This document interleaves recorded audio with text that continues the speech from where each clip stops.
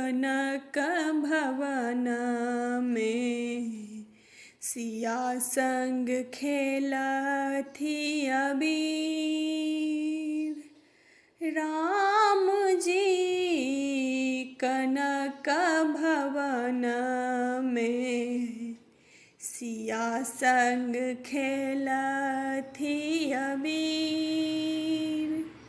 कनक भवन में लखन जी के संग में, कनक भवन में लखन जी के संग में, संग भरत सब वीर।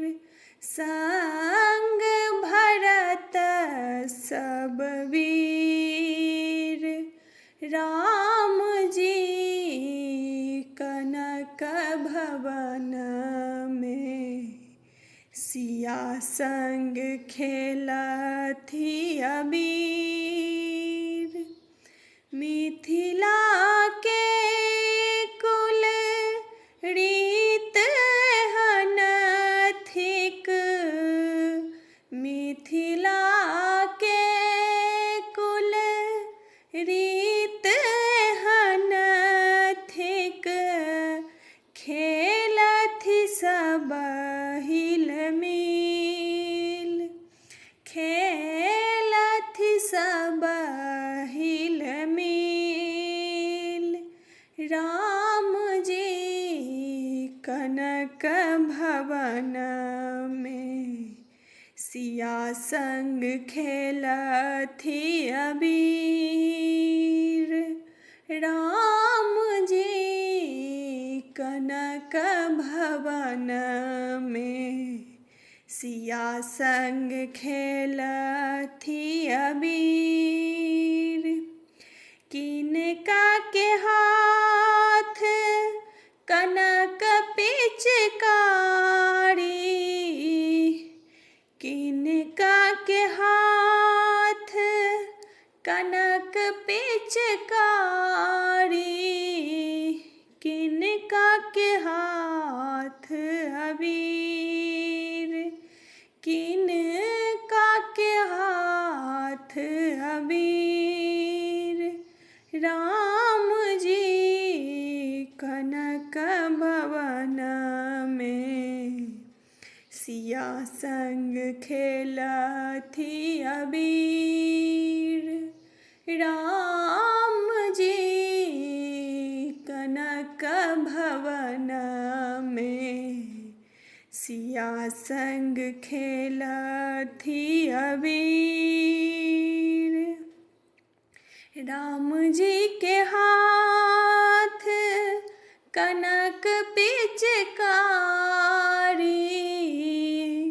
राम जी के हाथ कनक पिचकारी। सीता जी के हाथ अबीर। सीता जी के हाथ अबीर। राम जी कनक भवन में सिया संग खेलथि अबीर। राम जी कनक भवन में सिया संग खेलथि अबीर।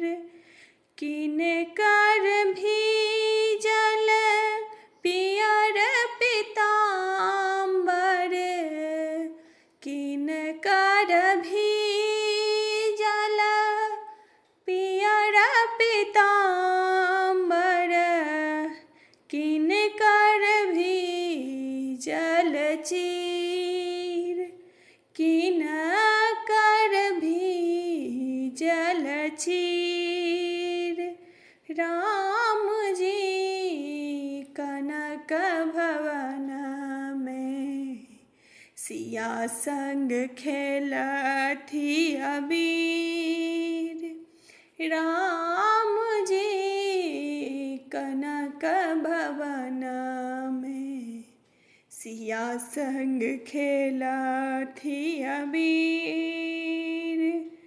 राम जी के भी जल पियर पीताम्बर, राम जी के भी जल पियर पीताम्बर, सिया जी के भी जल चीर, सिया जी के भी जल चीर।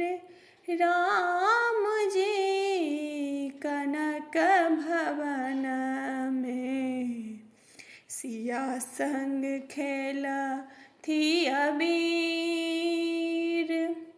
राम जी कनक भवन में सिया संग खेला थी अबीर।